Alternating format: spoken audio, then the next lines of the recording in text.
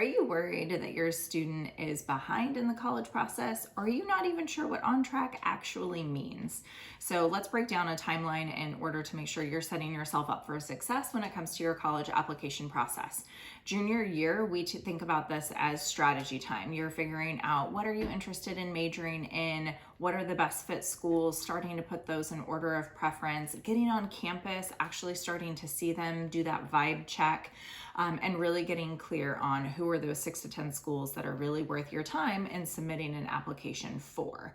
Now, once you start to hit junior year wrap up, right, you're heading into summer, that really is application time. You're working on your essays, you're starting to fill out your common application.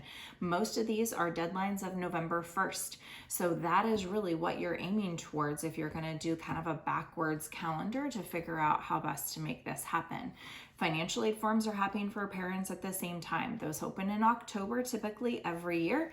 And so you're going to want to make sure you're filling out financial aid forms in preparation for those early action deadlines as well. And some schools are going to have hard deadlines, especially for some of those CSS profile schools. More detail than we're going to go into in this video at this point in time, but just understanding then all of that work, you're going to hurry up and wait. So then when it comes to senior year, you've submitted all of your applications, and now it is the torture of waiting until December, January, February, March, sometimes all the way up until April 1st to hear back from your colleges on your admissions decisions and your financial aid offers.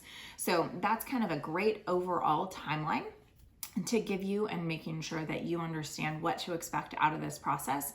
But if you still have questions or you want to just chit chat strategy, feel free to schedule a consultation. I will put the link below and we can definitely talk about anything that you have on your mind in regards to your student and their best fit opportunities for college admissions and financial aid. So make sure to follow me for more, and I look forward to seeing you guys next time.